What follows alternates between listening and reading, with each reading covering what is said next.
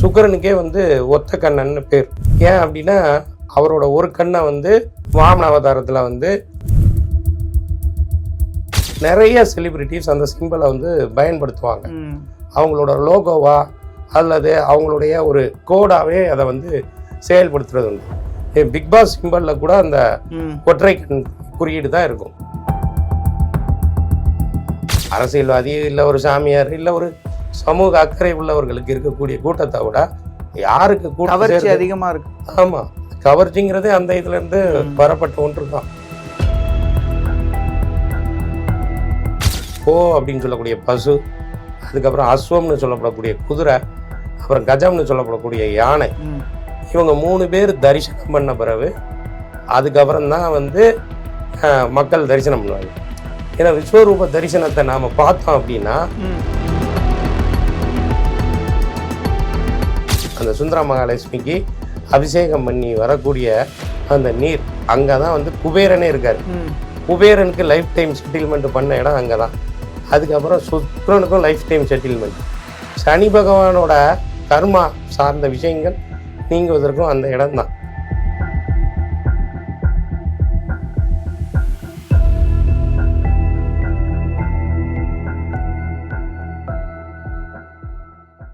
The divine Tamil நேயர்களுக்கு வணக்கம். இப்போ நம்மோடு யார் இருக்கான்னு பார்த்தீங்கன்னா நேர்மறை சிந்தனையாளர் நற்பவி நம்பிராஜன் அவர்கள் இருக்காங்க. வணக்கம் சார்.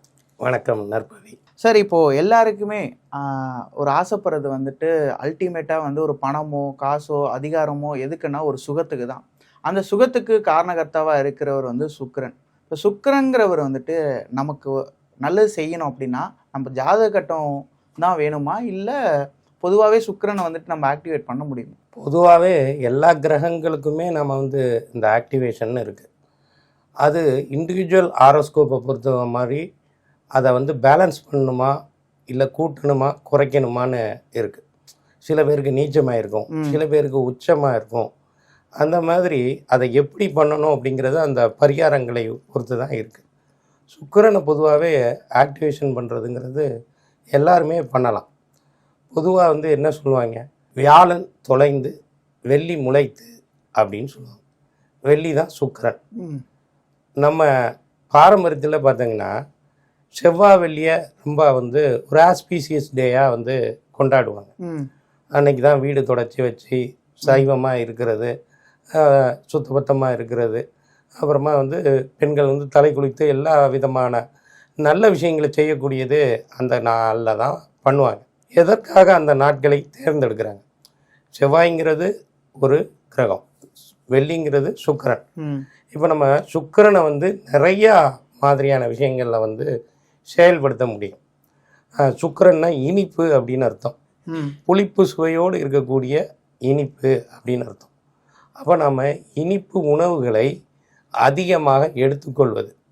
சில பேர் வந்து இப்போ சொல்ல வேண்டிய அவசியமே கிடையாது, டயபெட்டிக் நிறைய பேர் வந்து வந்துட்டாங்க. வீட்டுக்கு வீடு ஒருத்தராவது இருக்கிற மாதிரி இருக்குது. இந்தியா தான் அந்த மாதிரியான இதில் இருக்கவங்க தானம் பண்ணணும்.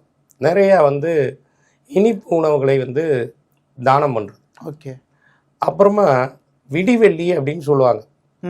வானத்தில் தோன்றக்கூடிய முதல் நட்சத்திரம் ஈவினிங் டைமில் அதுதான் ஃபஸ்ட்டு தெரியும். அதே வந்து காலையில் வந்து அதுதான் லாஸ்ட்டாக மறையும்.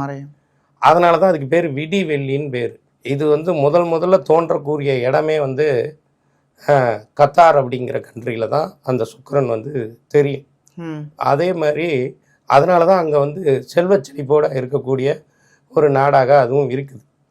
ஈவன் சிங்கப்பூர், மலேசியாலெலாம் பார்த்தீங்கன்னா நம்ம ஊரில் ரூபாயின்னு பேசுகிறத அவங்கெல்லாம் வெள்ளி அப்படின்னு சொல்லுவாங்க. 1 வெள்ளி, 500 வெள்ளி, 5000 வெள்ளி அப்படின்னு பேசுவாங்க. அப்போ அவங்க வந்து அந்த வெள்ளிங்கிறதே வந்து சுக்கிரன் தான். ஒருத்தங்களுக்கு வந்து பணம் காசு எல்லாம் இருந்தாலுமே சுக்கிரனோட தயவு இருந்தால் தான் அதை அனுபவிக்க முடியும். லக்ஸூரியஸ் லைஃபுங்கிறதே சுக்கிரன் தான். அதுக்கு என்ன பண்ணலாம் அப்படின்னா விடிவெள்ளி தரிசனம் அப்படின்னு ஒன்று இருக்குது. விடிவெள்ளிங்கிறது உங்களுக்கு ஈவினிங் டைமில் முதல்ல தோன்ற இதுன்னு சொல்லியிருக்கேன்ல, காலையில் பிரம்ம முகூர்த்தத்தில் நம்ம எந்திக்கணும். 4 to 6 பிரம்ம முகூர்த்தத்தில் எந்திச்சு அந்த விடிவெள்ளியை பார்த்து நம்மளுடைய சங்கல்பங்களை தொடர்ந்து ஒரு 48 நாள் நாம் சொல்லிக்கிட்டே இருந்தோம். நம்ம மேனிஃபெஸ்டேஷன் வச்சு ஒரு நல்ல அஃபர்மேஷன் வச்சு அதில் நம்ம விஷுவலைசேஷனும் பண்ணணும். நான் கார் வாங்க போகிறேன், வீடு வாங்க போகிறேன், அப்புறம் வெளிநாடு போக போகிறேன், இந்த மாதிரி பெரிய வேலைக்கு போக போகிறேன், தொழில் செய்ய போகிறேன், லட்சாதிபதி ஆக போகிறேன், கோடீஸ்வரன் ஆக போகிறேன் அப்படிங்கிறத அந்த விடிவெள்ளியை பார்த்து சொல்லணும். அதுவும் எப்படின்னா ஒரு கண்ணை மூடிட்டு ஒரு கண்ணை இமைக்காமல் பார்த்து சொல்லணும். அதை வந்து சில நிமிடமாவது நம்ம இமைக்காமல் பார்த்து சொல்லணும். அப்படி சொல்லும்போது நமக்கு வந்து அந்த சுக்கிரனே வந்து இந்த விஷயங்களை வந்து செயல்படுத்தி கொடுப்பார் அப்படிங்கிறது ஒரு விஷயம். இதை வந்து ஓஷோ வந்து ஃபாலோ பண்ணியிருக்கார். ஓகே. அதனால தான் அவர் வந்து அந்த ஆன்மீகத்தில் ஒரு ஸ்பிரிச்சுவாலிட்டியில் ஒரு மிகப்பெரிய அளவில் அச்சீவ்மெண்ட் பண்ணக்கூடிய விஷயங்களை அதை செஞ்சுருக்கார். நான் வந்து இந்த விஷயத்தை வந்து எனக்கு தெரிஞ்ச ஒரு சகோதரர் எனக்கு அதில் வந்து சொல்லி கொடுத்தாரு. அதுக்கப்புறம் நான் இன்றைக்கும் ஃபாலோ பண்ணிகிட்டு இருக்கிறேன். ஓகே. நம்ம வந்து ஒரு நாளை தேர்ந்தெடுத்துக்கணும், அதுவும் வெள்ளிக்கிழமையாக தேர்ந்தெடுத்துக்கிட்டு அதில் பிரம்மமுகூர்த்த நாளில் பிரம்மமுகூர்த்த நேரத்தில் நீங்கள் வந்து தொடர்ந்து இந்த சங்கல்பம். ஏன் ஒரு கண்ணை மூடிட்டு ஒரு கண்ணில் இது பண்ணணும் அப்படின்னா சுக்கிரனுக்கே வந்து ஒத்த கண்ணன்னு பேர். ஏன் அப்படின்னா அவரோட ஒரு கண்ணை வந்து வாமன அவதாரத்தில் வந்து பெருமாள் வந்து அந்த இதை வந்து இது பண்ணிடுவார். ஆமாம், அதனால தான் அவருக்கு பேரே ஒத்த கண். இப்போ நீங்கள் வந்து பார்த்தீங்கன்னா இந்த உலகையை ஆளக்கூடிய இலுமினாட்டின்னு சொல்லப்படக்கூடியவர்கள் எல்லாருமே ஒரு ட்ரையாங்கிள் ஷேப்பில் ஒரு கண் இருக்கும். இந்த அமெரிக்க டாலர் நோட்டில் அந்த அந்த சிம்பிள் இருக்கும். ஈவன் பார்த்தீங்கன்னா நிறைய செலிபிரிட்டிஸ் அந்த சிம்பிளை வந்து பயன்படுத்துவாங்க.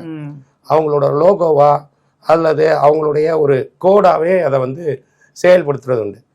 பிக் பாஸ் சிம்பிளில் கூட அந்த ஒற்றை கண் குறியீடு தான் இருக்கும். இடது கண்ணை மூடிட்டு வலது கண்ணை பார்த்து முதல்ல நம்ம வந்து அஃபர்மேஷன்ஸை சொல்லணும்.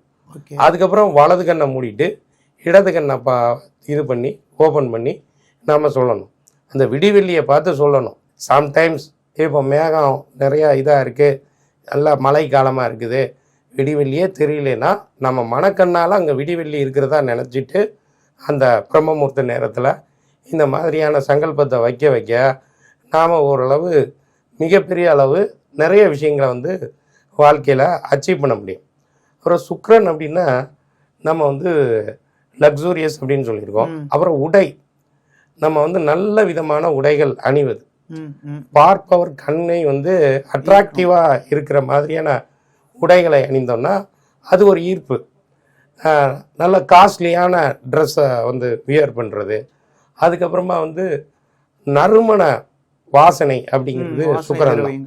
இந்த அக்தரு, இது மாதிரியான ஜவ்வாது, மறிக்கொழுந்து, இது மாதிரி இயற்கை சார்ந்த கெமிக்கல்ஸ் யூஸ் பண்ணிட்டா அது ராகுவாயிரும். நம்ம வந்து முடிந்த அளவுக்கு இயற்கையான இதில் இருக்கக்கூடிய விஷயங்களை செஞ்சோம்னா அந்த இதை இருக்கும். அதனால தான் வந்து பெண்கள் வந்து மல்லிகைப்பூ வைப்பாங்க. மல்லிகைப்பூ வந்து சுக்கிரனோட அம்சம். இப்போ நம்ம ஒரு வீட்டில் வந்து ஒரு விசேஷம் அப்படின்னாலே என்ன பண்ணுவாங்க, இனிப்பு தான் பிரதானமாக இருக்கும். ஒருத்தவங்க வீட்டுக்கு விருந்தாலே வந்தாங்கன்னா தலைவாழையில் போட்டு எல்லாம் பண்ணும்போது முதல்ல வராங்க அப்படின்னாலும் சரி, எப்போ வந்தாலும் சரி இனிப்பு தான் வைக்கிறாங்க. கல்யாண வீடாக இருக்கட்டும், எந்த ஒரு ஃபங்க்ஷனாக இருக்கட்டும், இனிப்புக்கு முக்கியத்துவம் கொடுக்குறாங்கல்ல. வெல்கம் ட்ரிங்க்னு கூட ஒன்று பண்ண தானே செய்கிறாங்க. ஸோ இந்த மாதிரியான விஷயங்களை செய்யும்போது நமக்கு அந்த சுக்கிரன் வந்து ஆட்டோமேட்டிக்காக வேலை செய்யும். அப்புறமா மகாலட்சுமி வழிபாடு, வெள்ளிக்கிழமை மகாலட்சுமியை போய் வழிபடணும். அதுவும் வந்து பார்த்திங்கன்னா வெள்ளிக்கிழமை காலையில் சுக்கிரன் ஒரு 6 to 7 வரும். அந்த நேரத்தில் போய் நம்ம பாலும் கல்லுப்பும் வாங்கிட்டு வந்தோம்னா, தொடர்ந்து வாங்கிட்டு வந்து நம்ம வீட்டில் வச்சு அதை பயன்படுத்த ஆரம்பித்தோம் அப்படின்னா, பால்னா பசும் பாலாக இருக்கணும், பாக்கெட் பாலாக இருக்கக்கூடாது, கல்லுப்பாக தான் இருக்கணும், அயடைஸ்டு சால்ட்டாக இருக்கக்கூடாது. அதை நம்ம ரெகுலராக செய்ய நமக்கு வந்து பண வரவு நல்லா கிடைக்கும். ஏன்னா பால், இந்த உப்பு இதெல்லாம் சுக்கிரன் தான். மகாலட்சுமியே கடல்ல இருந்து தான் வந்தாங்க. அப்போ அந்த கடல் நீர் தானே உப்பு, உப்புக்கும் மகாலட்சுமிக்கும் தொடர்பு இருக்குது. ஓகே. அதனால தான் நம்ம உப்புக்கு வந்து ரொம்ப முக்கியத்துவம் கொடுப்போம். உப்பு போட்டு சாப்பிட்றியா அப்படின்லாம் பேசுவாங்க இல்லையா. உப்பு வந்து நெகட்டிவ் எனர்ஜி அப்சர்வ் பண்ணி நமக்கு பாசிட்டிவ் எனர்ஜி தரும்லாம் சொல்லுவாங்களே. ஆமாம், கண்டிப்பாக. கல்லுப்பு கரைசல் அப்படின்னே ஒன்று இருக்குது. நம்ம தினசரி குளிக்கிற தண்ணியில் கொஞ்சமாக கல்லுப்பு, மஞ்சள் பொடி இதெல்லாம் போட்டு குளித்தோம் அப்படின்னா நமக்கே வந்து எப்படிப்பட்ட நெகட்டிவ் எனர்ஜினாலும் அது வந்து கிளென்சிங் ஆயிரும். ஏன்னா நம்ம வெளியில் நிறைய இடங்களுக்கு போயிட்டு வரோம். நாம் நெகட்டிவாக இல்லைனாலும் வெளியே இருக்கக்கூடிய நெகட்டிவிட்டியான ஒரு விஷயங்களை நம்ம பார்க்கும்போது, கண்ணால் பார்க்கும்போதோ இல்லை காதால் கேட்கும்போதோ இல்லை வேறொருத்தங்க பேசுகிறத நம்ம வந்து இது பண்ணும்போதோ லிசன் பண்ணும்போதோ அந்த நெகட்டிவிட்டி நமக்குள்ளே வந்துடும். அப்போ அதை டிசால்வ் பண்ணுறதுக்கே அந்த காலத்துலலாம் பார்த்தீங்கன்னா வீட்டுக்கு வரும்போது காலை கழுவிட்டு எதுக்கு வரணும், கை காலை கழுவிட்டு வரணும்பாங்க. உப்பு தண்ணி போட்டு தான் கையை காலை கழுவிட்டு வருவாங்க. இன்றைக்கி நம்ம வந்து அதை காலப்போக்கில் மறந்துட்டோம். அதெல்லாம் நீங்கள் நம்ம ஒழுங்காக செஞ்சோம் அப்படின்னாலே இந்த நெகட்டிவிட்டி ரிமூவ் ஆகிறது மட்டும் இல்லாமல் நமக்கு பாசிட்டிவ் எனர்ஜி கிடைக்கும். அதுமாரி பச்சை கற்பூரம் பயன்படுத்துறது, ஏலக்காய் பயன்படுத்துறது, நம்ம குளிக்கிற தண்ணியிலேயே ஒரு ஒரு பொருளையும் வந்து போட்டு வந்து இது பண்ணோம் அப்படின்னா நமக்கு நிறையா நல்ல விஷயங்கள் நடக்கும். இப்போ ஒருத்தங்களுக்கு திருமணமே நடக்கிறதுக்கு ரொம்ப டிலே ஆகிட்டு இருக்குது. ஆணாக இருந்தாலும் சரி பெண்ணாக இருந்தாலும் சரி, ரோஸ் வாட்டர்னு சொல்கிறாங்கல்ல, பன்னீர் எசன்ஸு, அதை வந்து அவங்க குளிக்கிற தண்ணியில் போட்டு தினசரி அதை வந்து குளிச்சுட்டு இருந்தாங்கன்னாலே அவங்களுக்கு அந்த சுக்கிரனோட தன்மை வந்து செயல்பட ஆரம்பிச்சிடும். ஒரு ஆணாக இருக்கும் பட்சத்தில் பெண் மீது ஈர்ப்பு ஏன் ஏற்படுது? இந்த சுக்கிரனோட தன்மை தான். ஏன்னா வந்து அது ஒரு காதல் கிரகமாகவும் கருதப்படுகிறது. அதே மாதிரி நிறைய விஷயங்களுக்கு உங்களுக்கு வந்து பார்த்தீங்கன்னா சினிமா அப்படிங்கிறது அதுதான், கலைத்துறை அப்படிங்கிறது அதுதான். அதனால தான் இன்றைக்கி வந்து நடிகர் நடிகைகளுக்கு கூட்டம் வந்து இன்றைக்கும் தமிழ்நாடு மட்டும் இல்லை, ஹாலிவுட் பாலிவுட் கோலிவுட்னு எல்லா இடங்கள்ல எடுத்தீங்கன்னாலும் அவங்களுக்கு தானே அதிக கூட்டம். அரசியல்வாதி இல்லை ஒரு சாமியார் இல்லை ஒரு சமூக அக்கறை உள்ளவர்களுக்கு இருக்கக்கூடிய கூட்டத்தை விட யாருக்கு கூட்டம் அதிகமாக இருக்கு? ஆமாம், கவர்ச்சிங்கிறதே அந்த இதுலேருந்து வரப்பட்ட ஒன்று தான். எதுக்கு வெள்ளிக்கிழமை சினிமா ரிலீஸ் பண்ணுறாங்க? காலங்காலமாக வந்து வெள்ளிக்கிழமை தான் படம் ரிலீஸ் பண்ணுவாங்க. ஆமாம், ஏதாவது சம்டைம்ஸ் ஒரு ஃபெஸ்டிவல் டேஸ்னால் அந்த டே மாற்றி வைப்பாங்களே தவிர ஒரு 4 நாள் தொடர்ந்து வருதுன்னா லீவு அதை ஒட்டி வைப்பாங்க. ஆனால் பழைய காலத்தில் இருந்து வெள்ளிக்கிழமையானா தான் படமே ரிலீஸ் ஆகும். வெள்ளி விழா நாயகன்னே சொல்லுவாங்க. இன்னொன்று உங்களுக்கு ஸ்டார் அப்படின்னு சொல்கிறாங்க இல்லையா? ஆமாம், super star, top star, ultimate star, supreme ஸ்டார்னு ஏகப்பட்ட ஸ்டார்ஸ் இருக்கு இல்லையா? அதுவே இதுதான். இப்போ நம்ம நட்சத்திர அந்தஸ்து பெறணும், நம்மளை நிறைய பேர் கவனிக்கணும். இன்றைக்கி இருக்கக்கூடிய இதுலேயே வந்து பார்த்தீங்கன்னா எல்லாருக்கும் என்ன, ஏதாவது ஒரு ரீல்ஸ் போட்டு நான் பாப்புலர் ஆகணும்னு ஏதாவது ஒன்றை சொல்லி இது பண்ணிகிட்டு இருக்காங்கல்ல. முட்டை கலக்கின்னு ஒரு பாட்டு வந்து செம்ம ஹிட்டாகி அதை எத்தனை பேர் ரீல்ஸ் போட்டுட்டு இருக்காங்க. அதுக்கு காரணம் வந்து இந்த காலகட்டத்தில் வந்து பார்த்தீங்கன்னா கரெக்டாக வந்து அந்த சுக்கிரன் வந்து மீனத்தில் போய் உச்சமாயிருக்கு. அப்போ அது சம்மந்தப்பட்ட விஷயங்கள் வந்து யாருக்கு அந்த அவங்க ஜாதகத்தில் சுக்கிரன் நல்லா வலிமையாக இருக்கோ, சுக்கிரனோட ராசி நட்சத்திரமாக இருப்பாங்க. ரிஷப ராசி ரிஷப லக்னம், துலா ராசி துலா லக்னம், அதுக்கப்புறமா பரணி பூரம் பூராட நட்சத்திரம், இல்லை சுக்கிரன் உச்சமாக இருக்கிறவங்க, இல்லை 10ஆம் இடத்துல இருக்கக்கூடியது, இதெல்லாம் மாளவியா யோகம்னு சொல்லுவாங்க. அந்த மாதிரியான நபர்களுக்கெல்லாம் இந்த பீரியட் வந்து நல்ல ஒரு விஷயமா இருக்கும். அதனால தானே நகை மேலே எவ்வளவு மோகம் பெண்களுக்கு வந்து.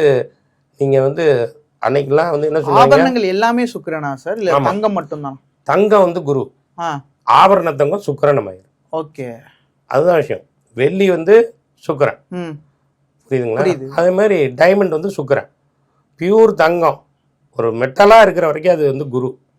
அதையே ஒரு அலங்காரம் பண்ணி அதை ஒரு நவநாகரிகமாக இது பண்ணி டிசைன் பண்ணி இது பண்ணும்போது அது சுக்கிரனாக மாறிடும். ஓகே சார், இப்போது நீங்கள் சுக்கிரனுடைய ஆக்டிவேஷனுக்கு வந்து விடிவெள்ளியை பார்க்கணும், இந்த மாதிரியான விஷயங்கள்லாம் சொன்னீங்க.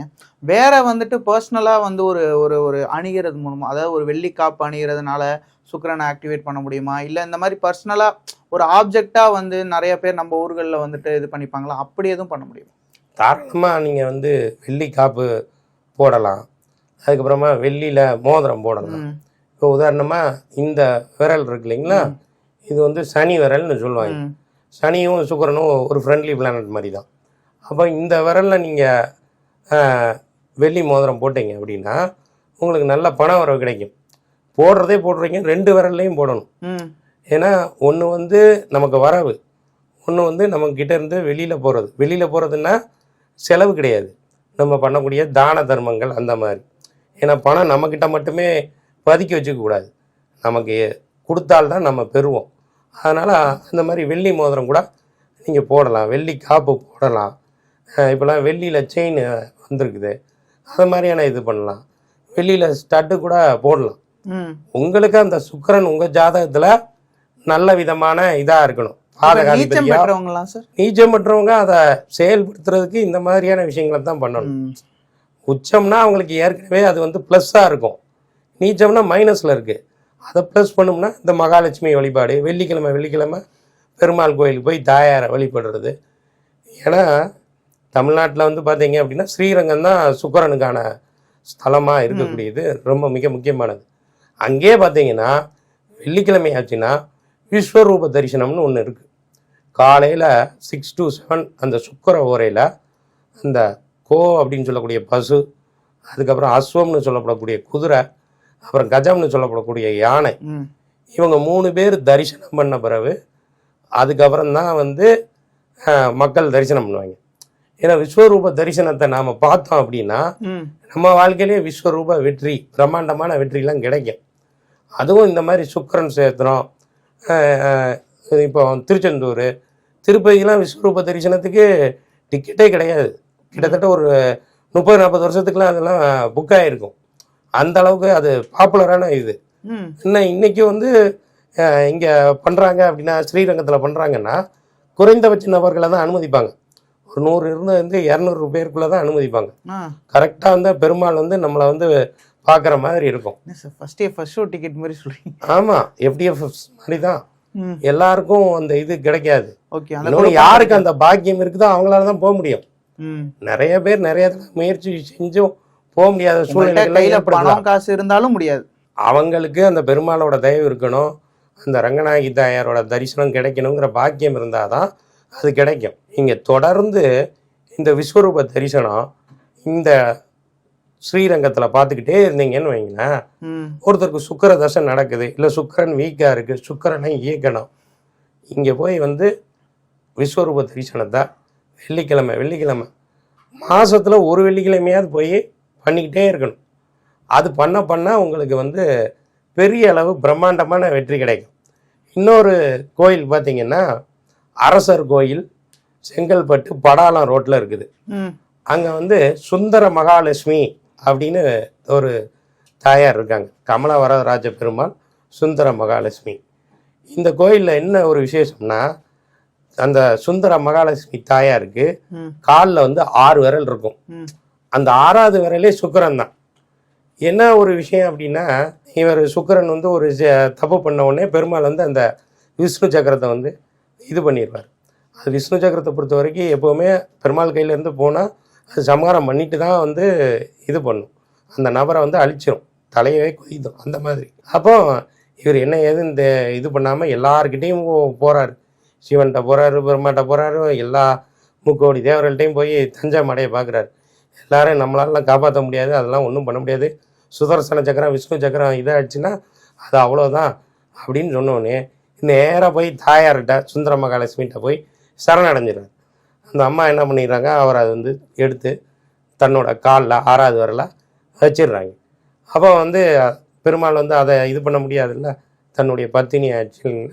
அப்புறம் அவங்களுக்கு வந்து வரம் கொடுத்து சுக்கிரனுக்கு உண்டான எல்லா பதவி அந்தஸ்து எல்லாத்தையுமே அந்த கோயிலில் கொடுத்து, இன்றைக்கி அந்த கோயிலில் பார்த்தீங்கன்னா வெள்ளிக்கிழமை காலையில் சுக்கிர ஓரையில் போய் நீங்கள் தொடர்ந்து 9 வாரம் தரிசனம் பண்ணிங்கன்னா நீங்கள் என்ன வேண்டுதல் நினைக்கிறீங்களோ அந்த வேண்டுதல் நடக்கும்.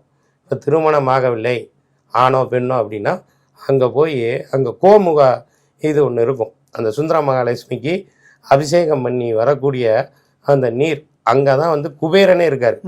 குபேரனுக்கு லைஃப் டைம் செட்டில்மெண்ட் பண்ண இடம் அங்கே தான்.